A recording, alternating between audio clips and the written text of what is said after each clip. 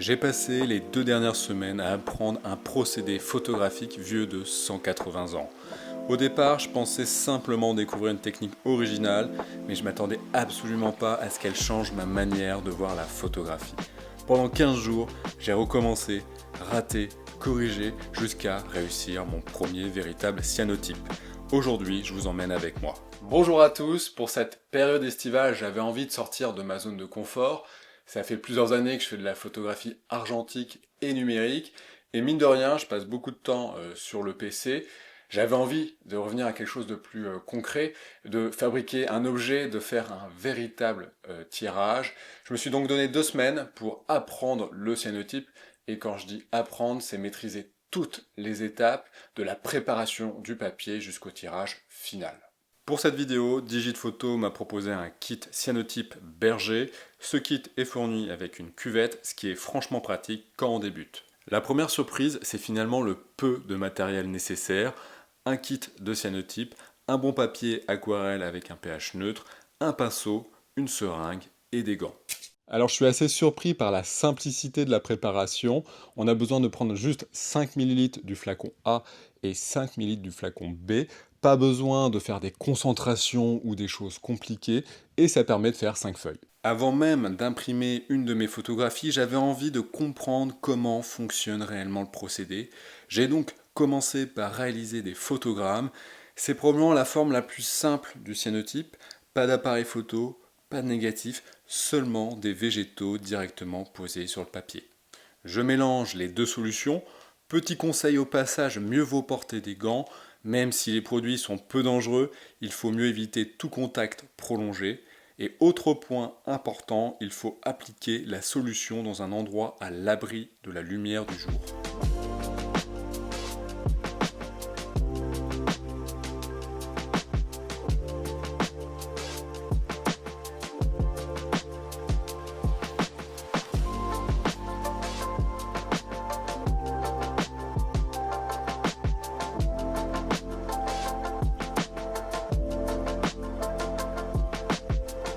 J'ai ensuite positionné les végétaux en essayant de réfléchir à quelques compositions, puis vient le moment d'exposer les tirages au soleil. Je suis parti sur une durée de 7 minutes entre midi et 13 h en plein été.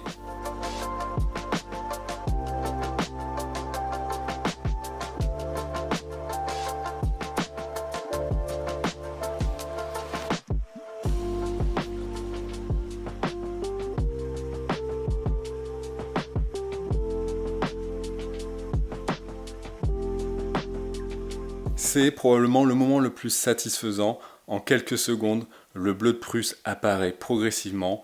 Pour rehausser le bleu, j'ajoute de l'eau oxygénée pour le dernier bain, ce qui est très efficace. On a vraiment l'impression de révéler une photographie. Ça me rappelle les sensations que j'avais lors de mes premiers tirages argentiques en chambre noire.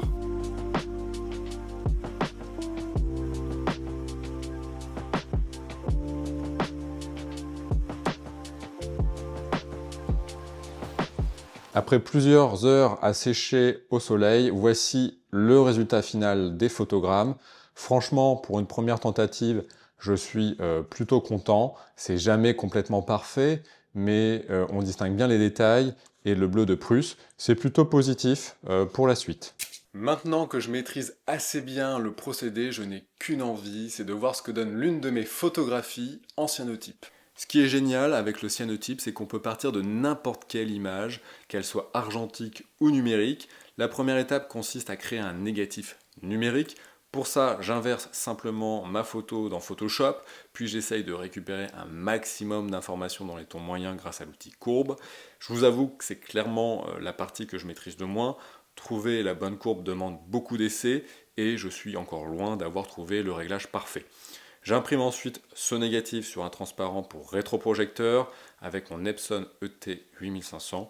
Je vous mettrai la référence et le résultat est plutôt satisfaisant.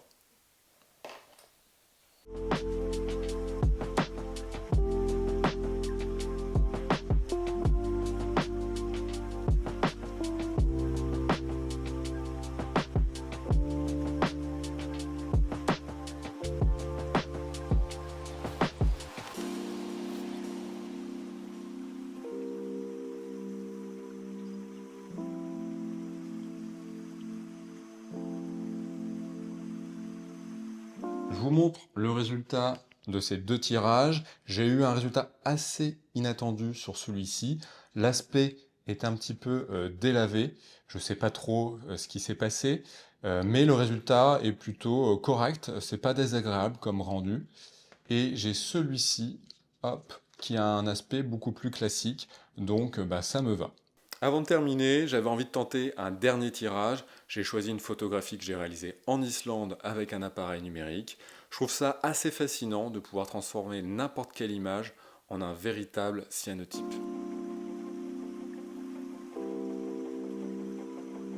Voilà, c'est mon premier véritable cyanotype. Ce n'est pas parfait, mais il y a quelque chose de toujours émouvant de voir l'une de ces images apparaître à partir de rien. Et finalement, ce n'est pas le bleu qui m'a le plus marqué dans ce procédé, c'est le rythme. En photographie numérique, on peut produire des centaines d'images en quelques minutes.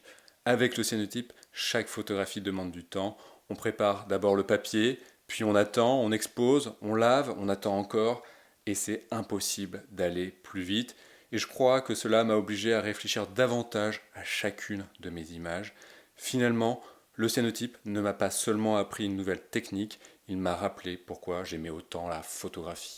Honnêtement, je pensais réaliser une simple expérience et finalement, je vais continuer à expérimenter dans cette technique. J'ai pas mal d'idées qui pourraient très bien fonctionner en cyanotype. Dites-moi si vous avez déjà essayé ou si vous avez des conseils. Abonnez-vous si la vidéo vous a plu. Et moi, je vous dis à très vite pour une prochaine aventure photographique.